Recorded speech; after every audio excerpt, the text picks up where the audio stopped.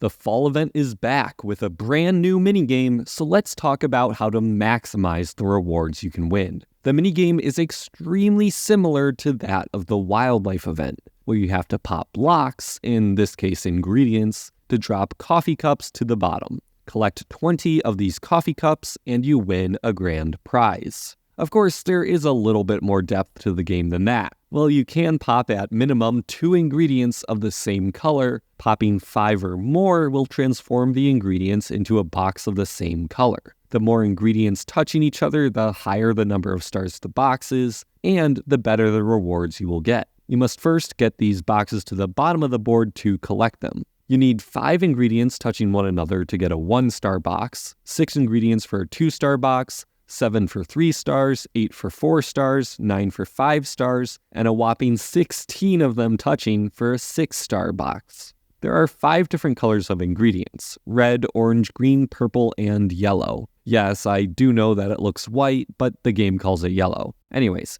each ingredient's boxes give different rewards based on how many stars they are worth. Red ingredients boxes focus on armies and give chances at units, defense boosts, attack boosts, and some special units. Orange boxes give medals, blueprints, and blueprints for specifically the observatory. Green boxes give coins, supplies, and assorted mass coin and supply rushes. Purple boxes give us varying amounts of forge points and Shrine of Knowledge fragments. And lastly, the yellow boxes give varying amounts of goods and wishing well fragments. However, something important to note is that you will only have 4 of these 5 colors of ingredients on your board at any one time. Depending on which color is missing, you'll have slightly different odds at how many cups will spawn and how many of each color will. If yellow is the missing color, you will find that red ingredients appear twice as much. If purple is missing, orange ingredients will appear more often. If orange is missing, green ingredients will appear more often. If green is missing, purple appears more. And if red is missing, yellow appears more. Why does this matter? Well, let's say you're on a board with the color red missing.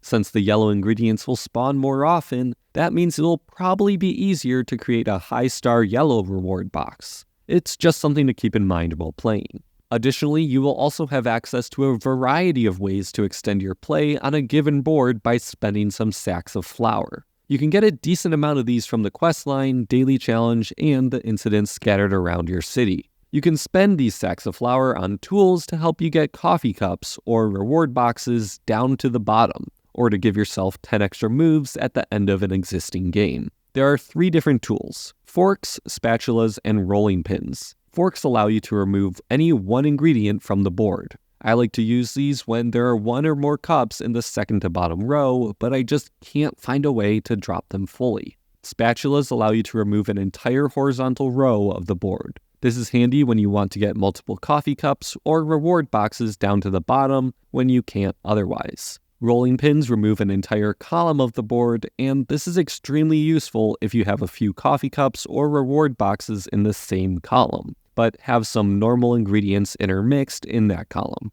Generally, my rule of thumb is to only use a tool when you can get at least 2 coffee cups with it. So if you have 2 coffee cups stacked 1 row from the bottom, it's a good time to use a fork. Similarly, if I think that I can get at least 2 more coffee cups with the 10 extra moves from the sacks of flour, I'll extend the gameplay. If you want to buy more tools, try to avoid buying them one-on-one in the shop, and instead purchase the bundle options. You'll get a lot more tools for your sacks of flour. Now, I think we've talked enough about the minigame. Let's dive into how to actually play it. You've got 25 moves to get coffee cups to the bottom, so we want to make the most of them. Generally, I play the minigame in 2 phases: getting coffee cups to the bottom, and if there are no coffee cups, getting high-star reward boxes assembled and to the bottom of the board. If I'm in the second phase and a coffee cup spawns, I immediately start working to get it to the bottom. I treat each coffee cup as its own little puzzle, first looking at the ingredients between it and the bottom of the board. At some point, you will need to have at least 2 of each of those ingredients touching one another to get the coffee cup to the bottom. Sometimes you can get lucky and have the coffee cup sitting on top of enough ingredients to where you can just drop it immediately. Most of the time though, you'll have to look at the 2 columns next to the one with the coffee cup. Here you want to try and bring down any color of ingredient that you need to match with the one supporting the coffee cup, and keep repeating this until you can drop it to the bottom. Sometimes you will be stuck with coffee cups that are near impossible to drop. Either you managed to lock yourself in unlucky moves, or the game spawned it in a bad spot. In that case, you could either use a tool to get it down or to fix bad spawns, for example, to realign enough ingredients to drop it. Or you can just focus on other coffee cups instead. On beta, I was able to average about 4 coffee cups, about 0.57 daily specials, and 10,000 league points per game. The event gives you roughly 86 spoons for free, with you starting with 4 spoons, getting 62 of them from regenerating at a rate of 1 every 8 hours, 19 from the quest line, and 1 from the grand prizes. You've also got an 86% chance of getting an extra spoon from the daily challenges over the course of the event, with a 57% chance of getting 2 extra. I'll be using 87 spoons in my math. Averaging 4 cups per spoon gives us an estimate of 348 final progress, which I am happy to announce is high enough to get a fully leveled Autumn Vineyard, 105 fragments of the silver upgrade, and 50 fragments of the gold. In fact, to get the base Autumn Vineyard, you only need to reach 280 progress, or average about 3.2 progress per spoon. Also, I would estimate getting roughly 870,000 final league points for the average player. Gold League will probably be much higher. Additionally, I estimate winning about 40 daily specials over the course of the entire event. Unfortunately, these won't all be the daily specials that you actually want. Since you need to keep spending your spoons daily so that you can use your regenerated ones, you'll have to spend a lot of those spoons where there isn't a daily special that you want. Make sure to refresh the daily special if you see one that you don't want. You can try to save quests to complete in order to gain more spoons specifically on the days where you want prizes, but you will be limited. A lot of the fall event quests require you to complete productions, and only every 3rd quest will give you a spoon. We also can't forget about the golden spoons. You'll be able to get 3 of these for free, with about 50% of players getting an extra one from the daily challenges over the course of the event. You can also get 1 extra golden spoon from the golden event pass. These valuable spoons give you the special ability to play as many games as you can in just 5 minutes. This means that you have to play the minigame a little bit differently than you normally would. You have 2 options for using these golden spoons: to focus on coffee cups to get further in the grand prizes, or daily specials to try and get one you want. I recommend going the coffee cup route. I only had 4 golden spoons to spend on beta, but I was able to get through about 5 to 6 games with each and averaged nearly 20 progress per golden spoon when playing for just coffee cups. That's an entire grand prize tier per golden spoon. Of course, there is some strategy to how you play the minigame here. If you're focused on coffee cups, try to drop only coffee cups to the bottom. Avoid dropping reward boxes to the bottom, as they'll cause a pop-up window that will just slow you down, especially due to the animations. Don't spend tools, and don't extend games by spending sacks of flour. Just get through your 25 moves as fast as you can to get to the next game sooner. Also, you don't have to finish the last game that you start within the 5 minutes. If you're able to complete 5 games and have 20 seconds remaining, you can start the 6th game and then just play it at a normal pace to completion. It's also worth mentioning that you may want to prioritize league points in order to push for the Silver League, since you can get the level 1 Grape Stompin' Festival there, which can produce more Autumn Vineyards. I'm not sure of where the Silver League threshold might be, but it should increase mostly linearly over time. In total, there are 3 ways to get league points: from combining ingredients, dropping reward boxes or coffee cups to the bottom of the board, and using tools. The more ingredients that you combine together in one go, the more league points that you can get. If you're wanting to push your league points, this is the way to go. If you're able to get the reward boxes to the bottom, you'll get a set value of league points depending on the amount of stars the reward box is worth. Additionally, coffee cups are always worth 500 league points if you can drop them. Lastly, tools give you the equivalent progress of if you just popped that many blocks of the same color. So only 10 progress for the fork, but up to 465 progress for the spatula. Now we get to the strategy section of this video, and there is a lot to go over. For the average free-to-play player, I recommend just pushing for as much progress as possible and try to reach as far as you can in the grand prizes.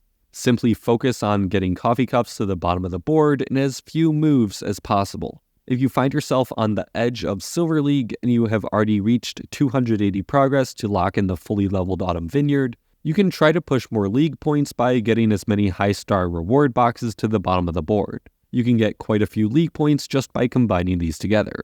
I want to stress though, just because you're gaining league points does not mean that you're also gaining progress towards the grand prizes. You have to make a conscious effort to target coffee cups in order to get the grand prize progress that you want.